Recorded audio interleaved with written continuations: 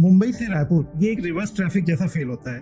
तो आपने real estate एक अंडर एवेल्यूएटेड मार्केट था इसलिए शिफ्ट किया है, कोई और रूट्स थी कि आपने रायपुर ही चुना? नहीं, रायपुर चूज करने के बहुत सारे कारण थे। हमारा पहले से यहाँ पर साथ में एसोसिएशन था, हमारे पार्टनर्स जो है उनका साथ में एसोसिएशन था, और चूंकि एक इमर्जिंग सिटी था उस समय, बहुत कुछ यहाँ पर कैपिटल बनाई था, एक हमको अच्छी अपॉर्चुनिटी दिखी कि रायपुर में मैक्सिमम डेवलपर्स सेल्स को आउटसोर्स करके प्रोसेस कर रहे हैं, बट मैंने देखा आपके यहाँ एक इन हाउस बड़ी टीम है, आप अभी भी रिक्रूटमेंट की तरफ फुली फोकस्ड हैं। मेरा मानना कैसा रहता है कि मैं इसलिए रिक्रूट करता हूँ और इसलिए इन हाउस टीम बनाता हूँ, मैं उनको ट्रेनिंग दे पाता हूँ, मैं उनको ये बता पाता हूँ कि मेरे प्रोजेक्ट में क्या अलग है, क्या नया है। वॉलफोर्ड सिटी के बारे में थोड़ा सा और जानना चाहेंगे हम लोग, क्योंकि एक सक्सेसफुल प्रोजेक्ट को मैंने देखा है स्पेशली रायपुर सिटी में, लोग फेज 1 टू फेज एक्स तक चले जाते हैं। मैंने वॉलफोर्ड सिटी का फेज 1 के बाद कुछ भी नहीं देखा अभी तक। नहीं, हमारा एक शुरू से ये मानना रहा था कि वॉलफोर्ड सिटी जब हमने बनाया था वो लिमिटेड विलास बनाए थे, 180 विलास थे उसमें। रियल एस्टेट इंडस्ट्री का भविष्य का एक बड़ा ट्रेंड इनोवेशन। सर, एक चीज मैं आपसे जानना चाहूंगा, आपने बताया आपने बेंगलोर, सिंगापुर, ऑफिस कॉन्ट्रैक्टर बड़े बड़े नाम लिए, क्या ये वॉलफोर्ड को ब्रांड बनाने की स्ट्रेटेजिकल मूव थी या लोगों को कुछ अच्छा देने के पीछे की सोच थी? सी, हमारी सोच हमेशा लोगों को कुछ अच्छा देने की रही है। इसके लिए हमारा मानना है यदि आप लोगों को कंसिस्टेंसी अच्छा दे रहे हैं, कुछ नया दे रहे हैं, तो ब्रांड आप ऑटोमेटिकली बन जाएंगे। अगर सीक्रेसी नहीं लीक हो तो हाइट्स के लॉन्च के बारे में कुछ बताना चाहेंगे? दोस्तों, आज के जो हमारे गेस्ट हैं उन्होंने न सिर्फ सपनों को जमीन दी है, बल्कि छत्तीसगढ़ के लोगों की स्टैंडर्ड ऑफ लिविंग को क्वालिटी की एक नई डेफिनेशन भी दी है।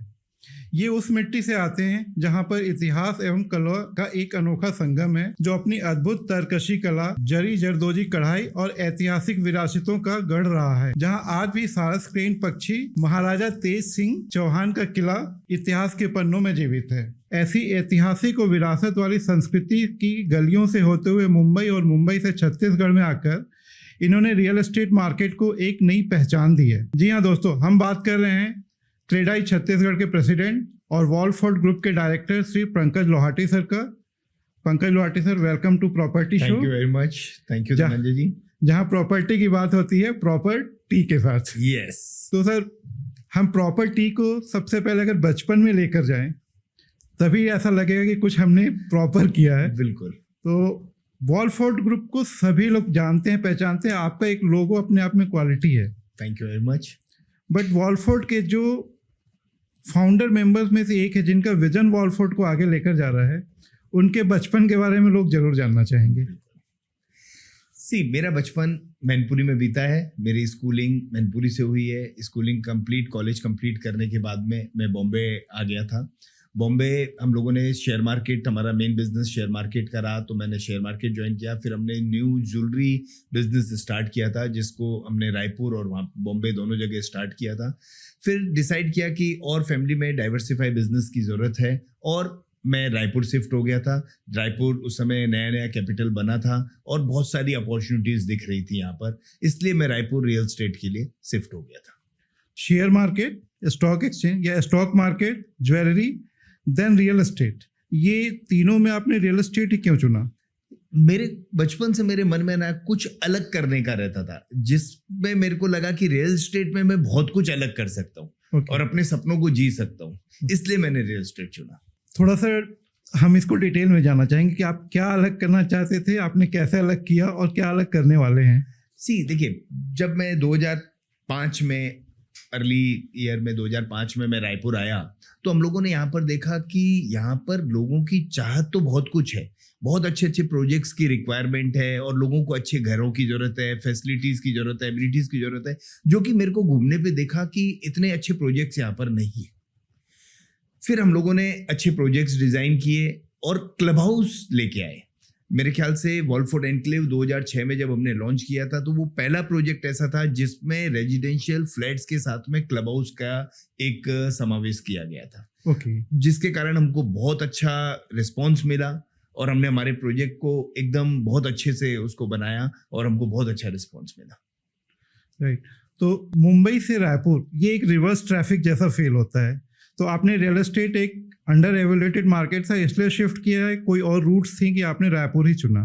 नहीं, रायपुर चूज करने के बहुत सारे कारण थे। हमारा पहले से यहाँ पर साथ में एसोसिएशन था, हमारे पार्टनर्स जो हैं उनका साथ में एसोसिएशन था, और चूंकि एक इमर्जिंग सिटी था उस समय, बहुत कुछ यहाँ पर कैपिटल बनाई था, एक हमको अच्छी अपॉर्चुनिटी दिखी इसलिए हमने रायपुर को चूज किया। ओके, तो आपने एक अपॉर्चुनिटी फॉरकास्टिंग करते हुए Mumbai to Raipur Yes, shift किया, yes, और यहाँ पर फैमिली के कुछ लोग भी थे इसलिए आपने रायपुर प्रेफर बिल्कुल किया। बिल्कुल।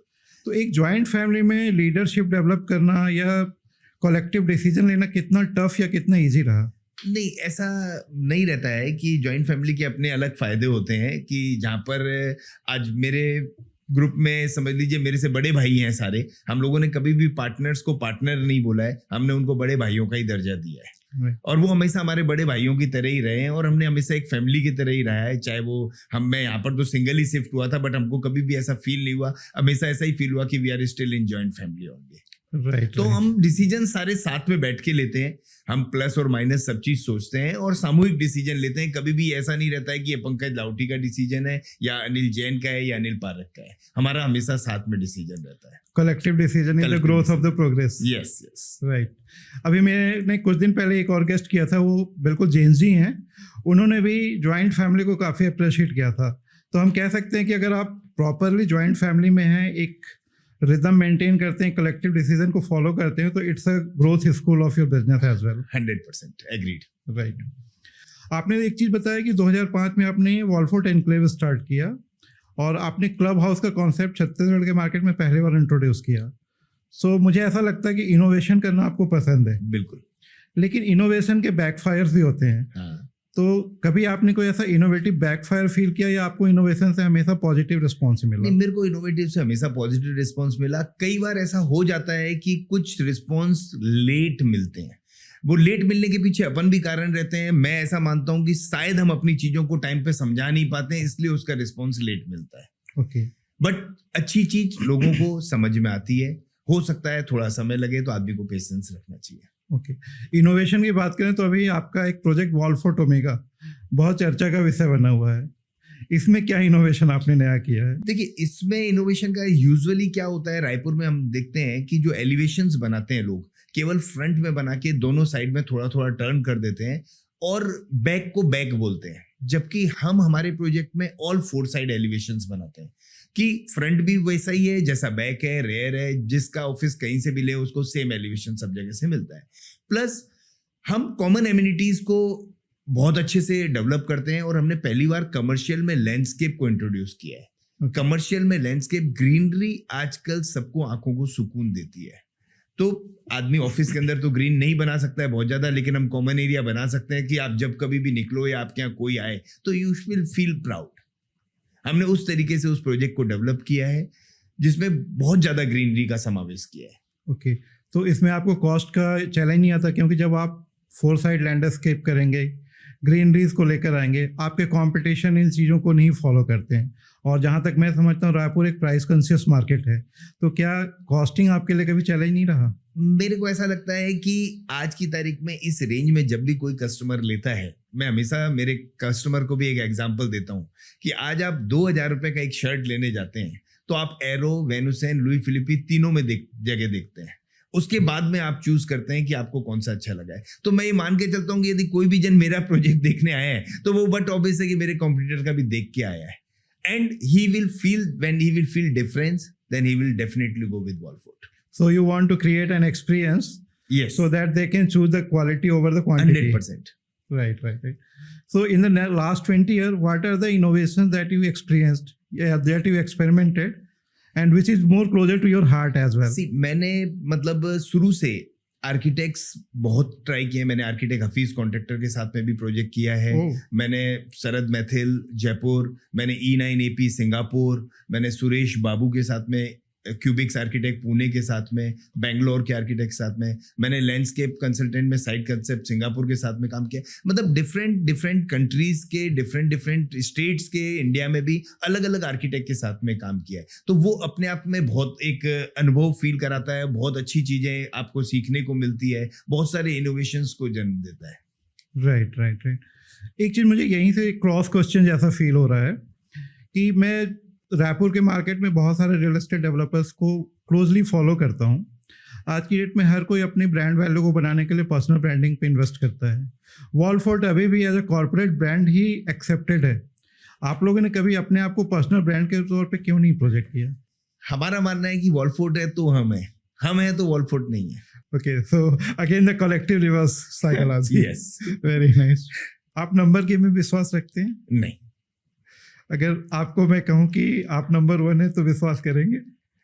मेरे लिए बहुत ज्यादा मायने नहीं रखता है। मेरे लिए अच्छा प्रोडक्ट डिलीवर करना, समय पर डिलीवर करना, वो ज्यादा मायने रखता है, बशर्ते कि मैं कौन से नंबर पे हूँ, वो मेरे लिए कम मायने रखता तो आपके प्रोजेक्ट नंबर 1 होने है। चाहिए। 100%। तो आपने 20 सालों में काफी प्रोजेक्ट किए हैं, आपके दिल के करीब सबसे ज्यादा अच्छे वॉलफोर्ड सिटी। वॉलफोर्ड city, one word. हाँ, वन वर्ड, वॉलफोर्ड सिटी। आज मैं और मेरे सारे पार्टनर्स, हम हमारे ही प्रोजेक्ट में रहते हैं। ये एक बहुत अलग चीज है। मतलब मैं जब वॉलफोर्ड सिटी में रहने के लिए शिफ्ट हो रहा था और सभी पार्टनर्स ने डिसाइड किया हम लोग वहीं पर रहेंगे, तो मेरे को बहुत सारे जनों ने क्वेश्चन किया कि आप अपने ही प्रोजेक्ट में कैसे रह लेंगे। यदि अच्छा। कोई भी समस्या आएगी तो लोग तो आपको सुना सुना के मार देंगे। हाँ। तो मैं हमेशा उनको सिंगल लाइनर बोलता था, कभी कोई काम ऐसा करो ही मत कि अपने कस्टमर से दूर भागना पड़े। वाओ। आपको आधी रात को भी जगना पड़ेगा तो हंस हंस के जगना पड़ेगा, अपन उसके साथ में खड़े रहेंगे और अपन उसको उसकी ताकत बनेंगे, ना कि कमजोरी। ओके। और आज ये आलम है कि वॉलफोर्ड सिटी मेरे दिल के सबसे करीब है। राइट। वॉलफोर्ड सिटी के बारे में थोड़ा सा और जानना चाहेंगे हम लोग, क्योंकि एक सक्सेसफुल प्रोजेक्ट को मैंने देखा है स्पेशली रायपुर सिटी में, लोग फेज 1 टू फेज X तक चले जाते हैं। मैंने वॉलफोर्ड सिटी का फेज 1 के बाद कुछ भी नहीं देखा अभी तक। नहीं, हमारा एक शुरू से ये मानना रहा था कि वॉलफोर्ड सिटी जब हमने बनाया था वो लिमिटेड विलास बनाए थे, 180 विलास थे। उसमें आर्किटेक्ट हफीज कॉन्ट्रैक्टर का प्रोजेक्ट था। उसमें हमने विलास बनाए थे कंप्लीट, और क्लब हाउस बनाया था। साइट कंसेप्ट सिंगापुर की लैंडस्केपिंग थी, एसपीसी इंजीनियर्स की एमईपी सर्विसेज थी। उस समय अंडरग्राउंड इलेक्ट्रिफिकेशन, अंडरग्राउंड ड्रेनेज का कोई भी प्रोजेक्ट रायपुर में नहीं था। हमारा पहला प्रोजेक्ट था, तो बहुत सारे चैलेंजेस भी आए थे। अंडरग्राउंड इलेक्ट्रिफिकेशन के लिए हमको गवर्नमेंट के सामने रिप्रेजेंटेशन देना पड़ा और पॉलिसीज चेंज करानी पड़ी कि अपन छत्तीसगढ़ में भी अंडरग्राउंड इलेक्ट्रिफिकेशन कर सकते हैं। गवर्नमेंट ने बहुत अच्छा सपोर्ट किया और वो प्रोजेक्ट आया। Another innovation। 100%। ओके। मैंने एक चीज देखा जस्ट अभी हमारी छोटी सी टॉक में ही, कि आप अपने अप्रोचेस को, अपनी इनोवेशन की पॉलिसीज को बहुत ओपनली बोल रहे हैं। हाँ। आपको ऐसा नहीं लगता कि आपके कॉम्पिटिशन इसका फायदा उठा सकते हैं? देखिए, ऐसा कुछ भी नहीं होता है। मैं हमेशा इस चीज में विश्वास रखता हूँ कि चीजें बांटने से बढ़ती है, ना कि घटती है। ओके। मैं हमेशा इसमें विश्वास रखता हूँ, यदि कोई जन अपना साथी है और वो आगे बढ़ता है तो आप भी साथ में ग्रो करते हैं। वो अकेला ग्रो नहीं करता है उससे। CREDAI president view. Credit president view भी सेम ही है। आज क्रेडिट प्रेसिडेंट हूँ इसीलिए कि शायद ये नेचर रहा है, इसीलिए लोगों ने मुझे चुना है। Right, 100% agreed. मैंने भी आपके साथ जितना भी आपको समझा है, आपको किया, एक फ़ोन कॉल पे अवेलेबल हो जाना, वो भी वॉलफोर्ड ब्रांड जैसे रेपुटेड ब्रांड के लिए, दिस इज अमेजिंग। मतलब मैं कह सकता हूँ कि आपकी अवेलेबिलिटी जितनी ईजी है, मुझे सो सॉरी टू से, डोंट टेक इट ऑफेंडेड, जो अंडर गोइंग या अंडर डेवलप्ड बिल्डर्स हैं उनके साथ भी अप्रोच करने के लिए हमें बहुत चीज़ें, बहुत तरीके, बट आप एक फ़ोन कॉल पे अवेलेबल थे। That was amazing to with me. मैं धनंजय जी, केवल आपके लिए ही नहीं, मेरे लाइफ में अननोन नंबर ज़्यादा मायने रखता है रादर देन नोन नंबर। क्योंकि मैं मेरे 15,000 प्लस कस्टमर के लिए 24/7 अवेलेबल हूँ। मेरा बस रिक्वेस्ट उनको यही रहता है कि यदि कभी भी कोई भी काम हो, डू व्हाट्सएप मी। और मेरा नंबर सब जगह पब्लिकली अवेलेबल है। मेरे पास वही मोबाइल है, वही 24/7 है। 15,000 कस्टमर्स, कंप्लेंट्स भी आते होंगे और कभी कभी फ्रस्ट्रेट भी करते होंगे, कैसे हैंडल करते हैं आप? सी, ये लाइफ का पार्ट है। आप केवल अच्छा सुनना चाहेंगे तो ये गलत है। आपको अच्छे के साथ में यही आपको एक्सपीरियंस भी देते हैं, ये आपको फीडबैक भी देते हैं, और यही आपकी ताकत है। जब कस्टमर कंप्लेन करता है और उसकी कंप्लेन रिजॉल्व हो जाती है ना, तो 99% थैंक यू का भी मैसेज करते हैं। उस थैंक यू में बहुत सेटिस्फेक्शन है। Brand advocacy. Yes. Okay, right. मैं फिर से वही 15,000 कस्टमर्स पे आ रहा हूँ। कंप्लेंट्स की तो बात हो गई, रेफरेंस आते हैं आपको? बहुत।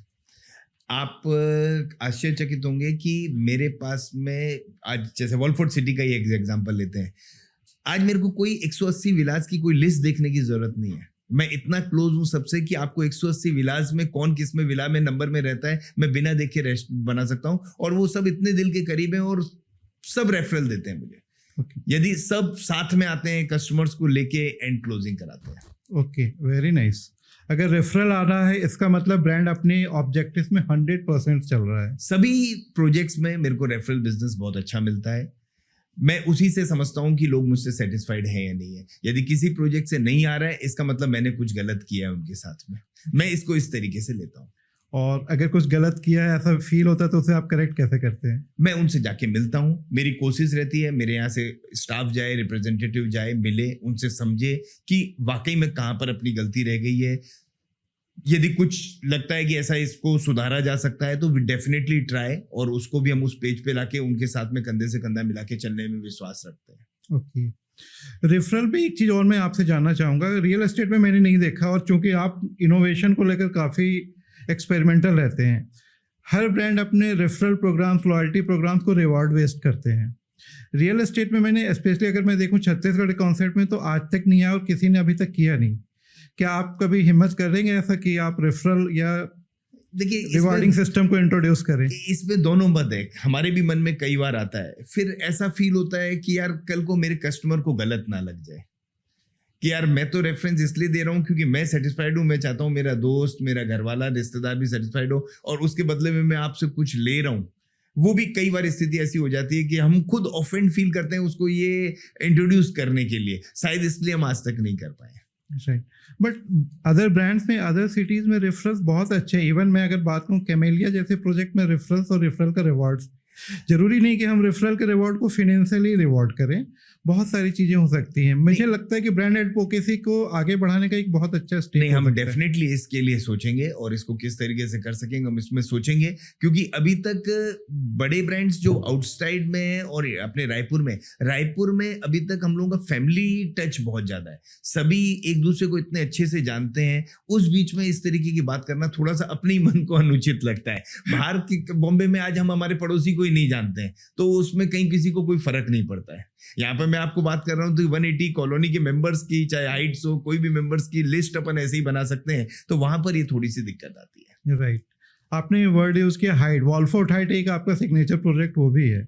सिटी में आपने फेज 1 के बाद कंप्लीशन डाल दिया, हाइट्स में फेज 1, 2, 3, मुझे लगता है फेज 4 तक जाने वाला है, तो आपने एक साथ क्यों नहीं कंप्लीट किया? उसमें बल्क ज्यादा था, टोटल 1160 फ्लैट की एक सोसाइटी थी, तो हमने क्या किया कि पहले फेज में 240 फ्लैट जैसे किए, सेकंड फेज में 442 फ्लैट किए, अभी थर्ड फ्लोर में फेज में लगभग 450 फ्लैट लाएंगे।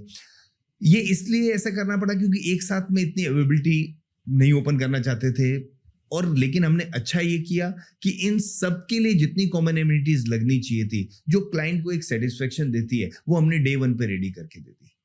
फेज 1 के बाद में हमने फेज 2 की ओपनिंग करने से पहले पूरा कॉमन एरिया वहां पर रेडी कर दिया। Okay, like podium, club house, each and every facilities हमने वहां पर रेडी कर दी। ओके, सो फेज 1 में ही आपने फेज 4 तक की एमिनिटीज कंप्लीट बिल्कुल, कर दी, बिल्कुल। And then step by step आप उसको ओपन करते Yes, जा रहे हैं yes. ताकि लोग उसको एंजॉय कर एंजॉय सकें। कर सके। राइट, इसमें एक छोटा सा चैलेंज कई बार आ सकता है कि फेज 1 की कंस्ट्रक्शन क्वालिटी या फेज 1 की कंस्ट्रक्शन कॉन्सेप्ट और फेज 4 के कॉन्सेप्ट में अगर डिफरेंस होगा तो लोग ऐसा नहीं फील करेंगे? नहीं, सी आपने फेज 1 को फेज 1 के टाइम पर एंजॉय किया है, वो उस समय का बेस्ट है। वो लाइफ टाइम कोई भी चीज बेस्ट नहीं रह सकती। यदि दुकान से एक शोपीस गया तो उसकी जगह दूसरा आएगा, ओके, और वो हो सकता है पहले से बेहतर हो किसी के लिए, किसी के लिए पहले से खराब हो। ओके। फेज 1 के और फेज 2 के काफी लोग आपके बहुत बड़े ब्रांड एम्बेसडर, हमने एक सर्वे किया था, most of the peoples are satisfied, enjoying the amenities, and they are very happy with the brand Wallfort. Oh, thank you very much, ये मेरे लिए भी नया है। हाँ, हमने ये आपके पॉडकास्ट से पहले एक छोटा सा रिसर्च वर्क किया था। Great, it's really great. Wallfort Heights की फेज 3 लॉन्च को हमने अभी डिस्कस किया। मुझे एक बहुत ही इंटरेस्टिंग स्टोरी पता है फेज 1 और फेज 2 के लॉन्च के बीच की, वो मैं जानना चाहूंगा कि आप अपने शब्दों में अपने ऑडियंसेस को बताएं। देखिए, फेज 2 जब हमने लॉन्च किया था ना, तो पोडियम पूरा बना चुके थे और हमने चैलेंज किया था कि 100+ एमिनिटीज वहां पर है, जिसको कि हमने बहुत अच्छे से टैगिंग कर करके रखा। और मैंने जब सेल्स वालों को दिखाया कि आपको लोगों को ये दिखाना है कि भाई हमने ये 100 का कमिटमेंट किया था और ये देखिए हमने 100 एग्जैक्ट दी है, और हमने हर जगह बोर्ड लगाया था। जैसे ब्रोशर में 1 नंबर 2 नंबर ऐसे 100 लिखा रहता है, वैसे मौके पे भी बोर्ड लगाया था, clip board 6 inch by 6 inch का, कि 1 नंबर 2 नंबर 3 नंबर 99 100 100 लॉन्च, और इसको प्रमोशन किया। सब कुछ यही है, वॉलफोर्ट हाइट्स सही है। ओके, नतीजा ये रहा, 22, 23, 24 अक्टूबर 2021 की बात है। तो 22 और 23 को ऐसा रिस्पॉन्स मिला कि हमने 344 फ्लैट्स हमने लॉन्च किए थे और ऑलमोस्ट फुल सोल्ड आउट हो गए थे, ओके सेकंड डे में बुकड हो गए थे।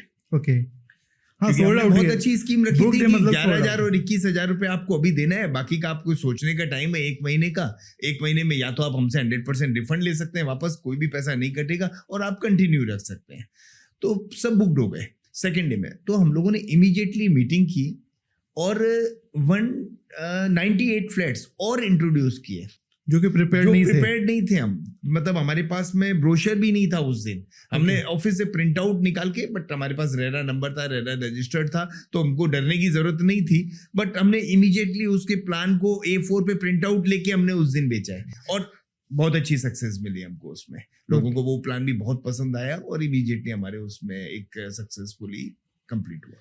तो I wish this will again happen in the phase 3। 100% हमको कोई डाउट ही नहीं है उस चीज के Okay, लिए। so this is the real example of commitment, planning and delivery, Yes, right? yes, yes. Sir एक चीज मैं आपसे जानना चाहूंगा, आपने बताया आपने बेंगलोर, सिंगापुर, हफीज कॉन्ट्रैक्टर बड़े बड़े नाम लिए, क्या ये वॉलफोर्ड को ब्रांड बनाने की स्ट्रेटेजिकल मूव थी या लोगों को कुछ अच्छा देने के पीछे की सोच थी? सी, हमारी सोच हमेशा लोगों को कुछ अच्छा देने की रही है। यदि आप लोगों को कुछ अच्छा दे रहे हैं, हमारा मानना है साथ में, क्योंकि हम शेयर मार्केट से बिलोंग करते हैं, इसके लिए हमारा मानना है यदि आप लोगों को कंसिस्टेंटली अच्छा दे रहे हैं, कुछ नया दे रहे हैं, तो ब्रांड आप ऑटोमेटिकली बन जाएंगे। ओके इसलिए हमने हमेशा फोकस नए आर्किटेक्ट के साथ में नई नई चीजें बनाने में रखा है। ओके, तो ये जो लोग हैं जब ये इन्वॉल्व होते हैं तो प्रोजेक्ट हाई कॉस्ट रहते हैं, मीडियम कॉस्ट रहते हैं, या किस तरीके से इनकी कॉस्टिंग डिपेंड होती है? देखिए, मैं ये नहीं बोलूंगा कि इन लोगों के कारण कॉस्ट बढ़ती है। कॉस्ट हमेशा अपने खुद के कारण बढ़ती है, अपनी सोच के कारण बढ़ती है। हमको वो एक नशा है कि कुछ अच्छा और कुछ नया देना है, कॉस्ट वो बढ़ाता है। एंड ऑफ द डे ये लगता है कि थोड़े मार्जिन्स कम होते हैं, बट कस्टमर को सेटिस्फेक्शन मिलता है, सेल करने में मेहनत कम लगती है, तो वो वर्थ इट है। तो जब क्लाइंट दूसरे ब्रांड से आपके ब्रांड पे आता है कॉस्ट कंपैरिजन करते हुए, आप उनको कैसे इवेलुएट करते हैं? नहीं, मैं तो हमेशा, मेरी फिक्स लाइन है, जैसे मैंने अभी आपको थोड़ी देर पहले बोला, एक एग्जांपल दिया कि आप 2,000 रुपए का शर्ट खरीदते हैं तब 3 ब्रांड देखते हैं। वो 25 लाख, 50 लाख, 1 करोड़ का मकान खरीदेगा, नहीं देखेगा। हम तो खुद बोलते हैं जाओ देख के आओ, you see the quality of the product, you see the concept, and then you see the pricing. तो how you will justified? Because जो मैंने देखा है कि जो भी यहाँ पे कुछ रिकॉग्नाइज्ड डेवलपर्स हैं वो हर सेगमेंट में काम कर रहे हैं। एलिट सेगमेंट में अलग पॉलिसी चलती है, मिडिल क्लास के लिए अलग चलती है, लोअर क्लास के लिए, बट आप एक पर्टिकुलर फ्रीक्वेंसी पे चल रहे हैं, जो मैं कह सकता हूँ कि lower and upper middle class आप सबसे ज़्यादा उनको कैटर कर रहे हैं। और जब वहाँ पर लोग डिसीजन लेने आते हैं तो कॉस्ट एक बहुत बड़ा इम्पैक्ट होता है, और अगर उसे प्रॉपरली एक्सप्लेन नहीं किया गया तो आप कस्टमर लूज कर सकते हैं। मेरा मानना साथ में ये भी है कि कॉस्ट जरूर फैक्टर रहता है, बट लोअर मिडिल क्लास और अपर मिडिल क्लास में उनको साथ में क्वालिटीज भी चाहिए रहती है और एमिनिटीज भी चाहिए रहती है। Yes. जब वो एमिनिटीज देखते हैं, उनको खुद को समझ में आ जाता है। जब मेरा कोई भी मार्केटिंग वाला उनको एमिनिटीज दिखाता है और एक्सप्लेन करता है कि हम कैसे लोगों से अलग है। हम कभी नहीं कहते हैं कि हम लोगों से बेहतर हैं, हम लोगों से अलग हैं। अलग है। हम कभी नहीं कहते हैं कि वो खराब है या हम बेहतर है, हम लोगों से अलग हैं। आप हमारे प्रोजेक्ट को देखिए, देन यू डिसाइड। तो बेहतर होना और अलग होना, थोड़ा इसको डिटेल में बताइए ताकि हमारे व्यूअर्स इसको अच्छी तरह समझ सकें। देखिए, बेहतर होना इसका मतलब ये होता है कि आप किसी को डिग्रेड कर रहे हैं, राइट, कंपटीशन को, जो कि अच्छा नहीं है। आज आप करेंगे, कल हो सकता है वो भी करें। और अलग होना बोलने से ये होता है कि भाई आप इसकी एमिनिटीज को देखिए, आप हमारी क्वालिटी को देखिए, आप कंपेयर कीजिए। Right, you are the best जज, क्योंकि क्लाइंट बहुत एजुकेट हो चुका है, बहुत समझदार है, उसको सब समझता है। तो हम हमेशा बोलते हैं कि आप जब तक दूसरे का प्रोजेक्ट देखेगा ही नहीं तो मेरे को बेटर कैसे कहेगा। राइट। जब वो दूसरे के प्रोजेक्ट देख के आते हैं और फिर हमारा प्रोजेक्ट देखते हैं, और यदि उनकी पॉकेट अलाउ करती है तो डेफिनेटली वो हमारे साथ में जाते हैं। ओके, सो ये आपका वादा कम डिलीवरी ज़्यादा कॉन्सेप्ट पे है? बिल्कुल 100%। मैंने हमेशा इसी चीज में विश्वास रखा है कि 4 चीजें कम बताओ और ज्यादा दे दो, तो आदमी जो ले लिया है वो बहुत ज्यादा खुश होता है, और उसी से शायद रेफरल बिजनेस बढ़ता है।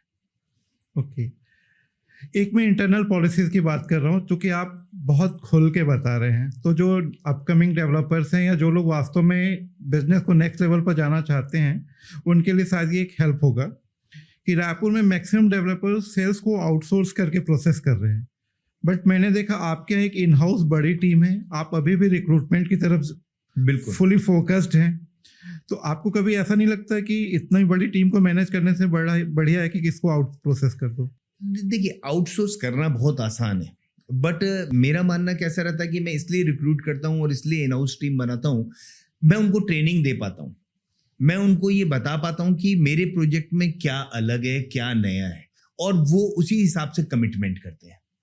आज ग्राहक से आउटसोर्स वाली टीम में क्या कमिट कर रहे हैं आपको मालूम नहीं पड़ता है, Right. वो लॉन्ग टर्म के लिए आपके लिए बेनिफिशियल नहीं है। इसलिए मैं विश्वास रखता हूं कि इन हाउस में है, और जो इन हाउस में मेरे साथ में आज 20-20 साल से भी मेरे साथ में लोग हैं, तो वो अब आज जानते हैं कि हमको क्या कमिट करना है, कितना कमिट करना है, कितना सर ने बोला है, तो उस पॉलिसी पे चलते हैं। Right, okay. मैंने देखा आपकी इन हाउस टीम में एक डेडिकेशन है जो आपके साथ ब्रांड लॉयल्टी की तरफ बढ़ते हैं। आप ये लॉयल्टी कैसे फिक्स करते हो? क्योंकि मैंने रियल एस्टेट मार्केट में देखा loyalty specially in the lower sales funnel is very critical thing. बड़े बड़े ब्रांड के लोग दूसरे ब्रांड के प्रोडक्ट बेच रहे हैं, बट मैंने कई बार उनके साथ हिडन पॉलिसीज बनाकर, सॉरी टू से दिस, मैंने उनको टेस्ट करना चाहा। They are stick to brand Wallford. ये लॉयल्टी आपने कैसे डेवलप करी है? ये एक दिन का नतीजा नहीं है। आप यदि उसकी भी नीड्स समझेंगे और आप उसकी रिक्वायरमेंट समझेंगे और आप उसका यदि पेट भरेंगे, तो मेरे को नहीं लगता है कि कोई भी जन इस तरीके का काम करेगा, क्योंकि हमने उनको अलग अलग समय पर, समय अंतराल में, डिफाइंड मतलब इंटरवल में नए नए प्रोजेक्ट्स दिए हैं, नए नए प्रोडक्ट दिए हैं, और जो बन सकता है मार्केटिंग के लिए हमने वो सारी हेल्प करके उनको दी है कि वो मैक्सिमम बिजनेस करें। राइट। स्किल डेवलपमेंट पे कुछ फोकस्ड? बिल्कुल, हम कंटिन्यू ट्रेनिंग प्रोग्राम करते रहते हैं, और अभी हम लोगों ने एक नया कार्यक्रम भी किया था। नेशनल क्रेडाई वालों का एक स्किल डेवलपमेंट का बहुत बड़ा कार्यक्रम चल रहा था, तो वहां से मेरे को अप्रोच किया कि छत्तीसगढ़ में भी स्किल डेवलपमेंट होना चाहिए। ये मैं मार्केटिंग के हिसाब से बात नहीं कर रहा हूँ, मैं लेबर के लिए बात कर रहा हूँ। एंड ऑफ द डे सबसे ज्यादा इंपॉर्टेंट है लेबर का स्किल होना, क्योंकि लेबर स्किल होगी, वो अच्छा काम करेगी, तो आपकी जो कंप्लेन वाली, शिकायत वाली बात है, वो भी कम हो जाएगी। तो नेशनल क्रेडाई का एक था कि हमको स्किलिंग के लिए वहां से ट्रेनिंग के लिए बनाया, तो मैंने वॉलफोर्ड हाइट्स में लेबर के लिए किया था। और मैं सभी भाइयों को बोलूंगा कि हर एक जन को अपने स्किल प्रोग्राम करना चाहिए। लेबर को स्किल करने के लिए नेशनल क्रेडाई का भी बहुत अच्छा प्रोग्राम है, वहां से स्टाफ आते हैं, वो लोग ट्रेनिंग देते हैं और आपके काम को इंटरप्ट नहीं करते हैं। वो जहाँ जगह पर काम खड़े करके अपनी लेबर काम कर रही है उनको सिखाते हैं और एडुकेट करते हैं। उससे उस लेबर का कॉन्फिडेंस भी बढ़ता है और आपके काम की क्वालिटी भी बढ़ती है, स्पीड भी बढ़ती है। वही नहीं सर, आपने क्रेडाई वर्ल्ड यूज़ किया, आप क्रेडाई छत्तीसगढ़ के प्रेसिडेंट भी हैं। मैं 2-3 चीज़ें क्रेडाई के कॉन्सेप्ट से पूछना चाहूँगा आपसे कि क्रेडाई एक एसोसिएशन है जहाँ पर रियल एस्टेट डेवलपर्स को फैसिलिटेट किया जा सकता है, उन्हें लिवरेजेस मिलते हैं।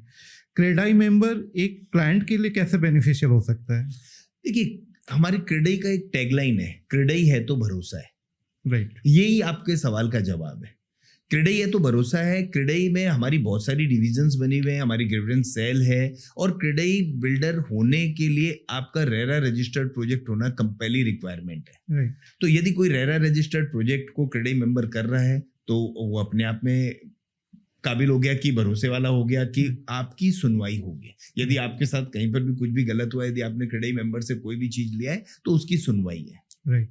तो अगर क्रेडाई में रजिस्टर्ड हैं तो एक रेरा रजिस्टर्ड प्रोडक्ट होंगे, ट्रस्ट वैल्यू थोड़ी सी ज़्यादा होनी चाहिए, तभी वो क्रेडाई में होता है। तो क्रेडाई मेंबरशिप अलॉट करने की कोई प्रोसेस होती है? कोई भी RERA registered developer CREDAI member बन कोई भी रेरा रजिस्टर्ड, इसमें हमारा फिक्स फीस शेड्यूल वगैरह है, और आपके पास यदि रेरा रजिस्टर्ड प्रोजेक्ट है तो आप कोई भी 2 क्रेडाई मेंबर से आप रेफरेंस लेके आइए, we will make you CREDAI member. वो छत्तीसगढ़ में काम करने वाला होना चाहिए, जिस चैप्टर में आप मेंबरशिप चाहते हैं वहां पर आपका प्रोजेक्ट रजिस्टर्ड होना चाहिए। ओके, अभी आपने एक वर्ड यूज किया, ग्रेवियंसेस को भी एड्रेस करते हैं। तो अगर मान लीजिए एक रेरा रजिस्टर्ड प्रोडक्ट है, किसी क्लाइंट को प्रॉब्लम होती है तो सबसे पहले वो रेरा में जाता है।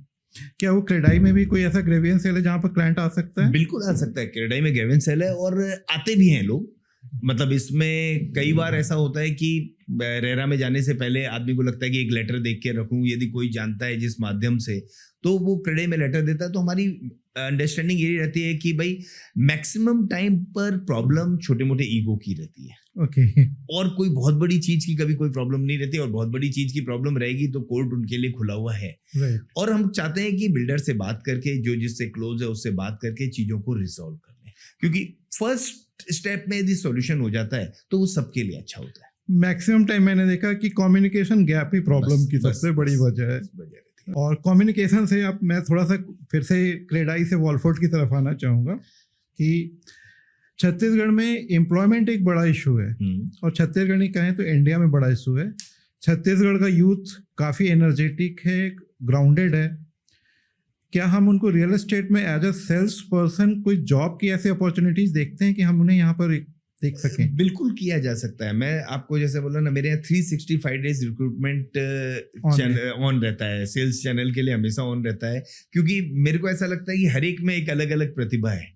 आप बोलते हैं कि मैं उसको सिखाता हूँ, मैं इसको इस तरीके से, वो मेरे को कुछ ना कुछ सिखाता है। तो हमारे यहाँ हमेशा सेल्स नेटवर्किंग के लिए, सेल्स चैनल के लिए हमेशा रिक्रूटमेंट ओपन रहते हैं। हम अलग अलग मॉडल पे काम करते हैं, उनकी प्रतिभाओं को देखते हुए हम मॉडल डिसाइड कर लेते हैं वहां पर, और we take call that. Okay, आपको ऐसा नहीं लगता कि जैसे रियल एस्टेट सेगमेंट में मैंने एक चीज़ देखा है कि एंट्री बहुत ईजी है। हाँ। किसी ने कहा कि मैं रियल एस्टेट में काम करना चाहता हूँ, हम उसे किसी भी बेंचमार्क पे स्क्रूटनी नहीं करते हैं या टेस्ट नहीं करते हैं, तो जितनी इजी एंट्री देते हैं उतनी इजी एग्जिट हो जाता है। मैं अभी एक रिलेटर के डेटा को देख रहा था, उनके पास लगभग 4,500 रजिस्टर्ड मेंबर हैं, बट एक्टिव मोर देन 50 नहीं है।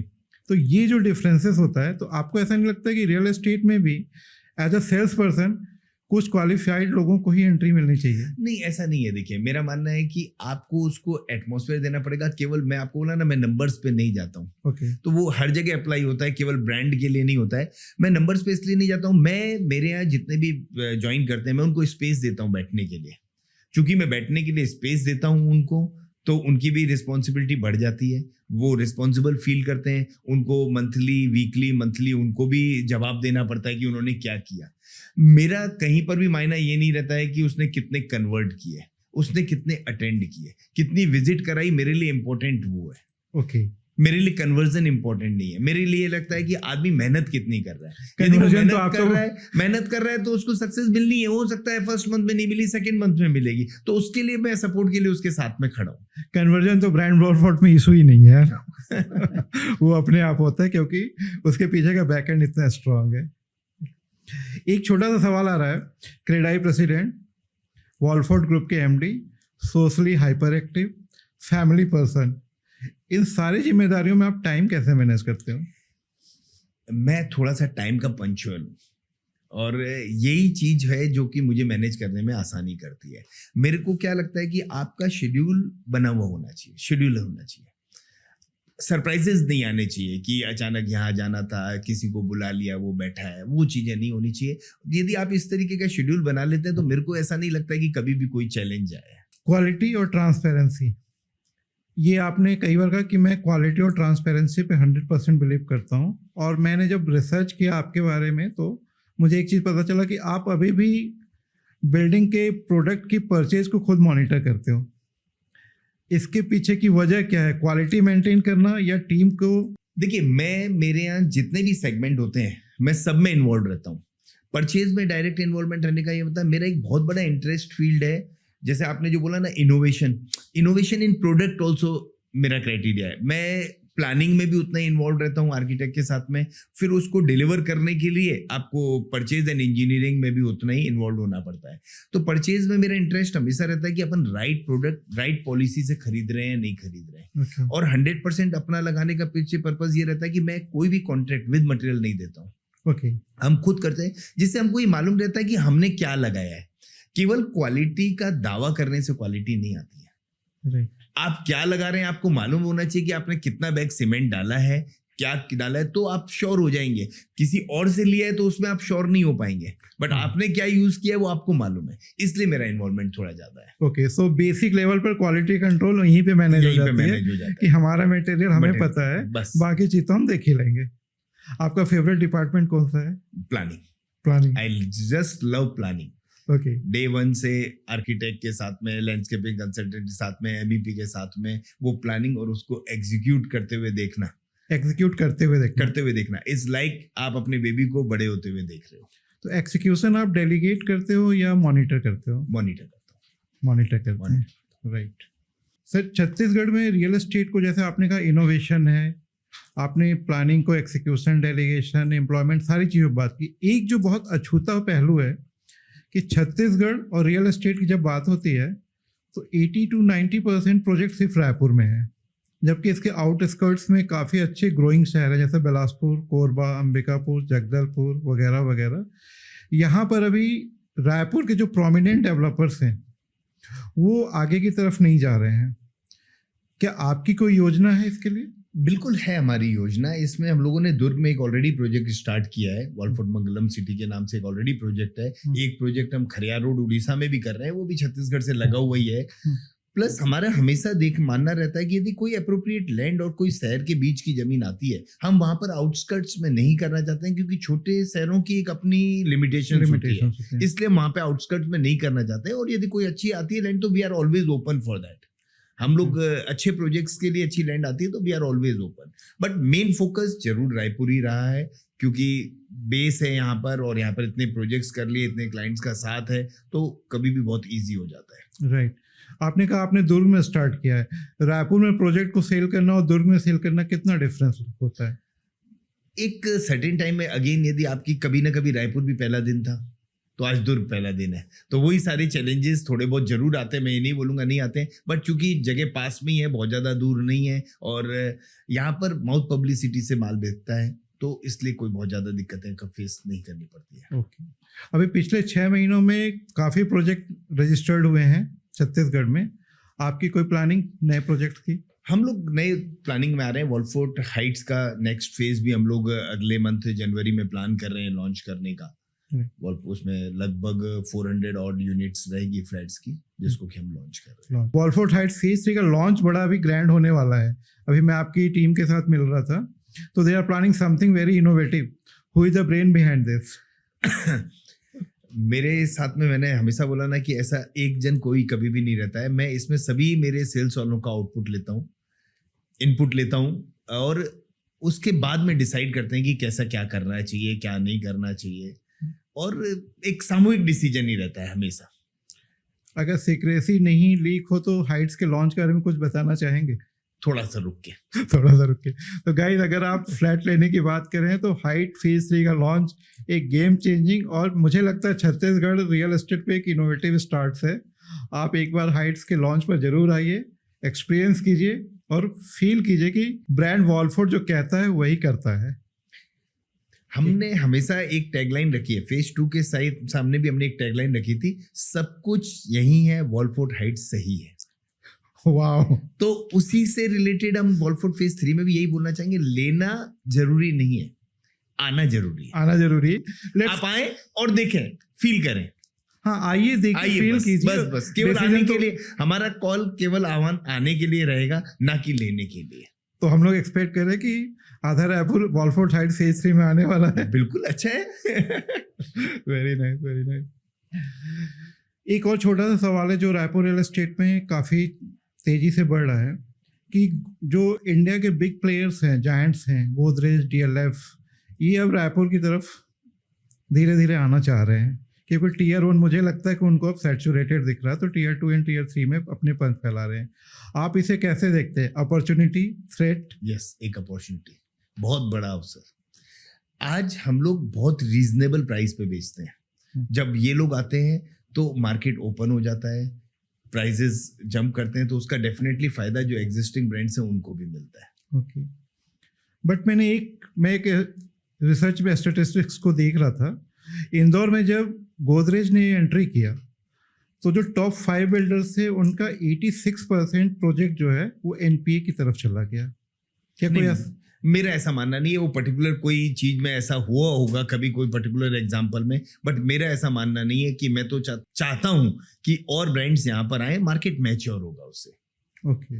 और हमको भी कुछ नया सीखने के लिए मिलेगा। हाँ, आपको उनके साथ में कंधे से कंधा मिला के चलना पड़ेगा। आपको भी हो सकता है यदि वो अपग्रेडेड है तो आपको भी अपग्रेड होना पड़ेगा। अपग्रेडेशन बहुत जरूरी। जैसे एक और मैं डेटा पे ही बात कर रहा हूँ, रायपुर में लगभग 60% प्रोजेक्ट ऑन टाइम कंप्लीट नहीं हो रहे हैं।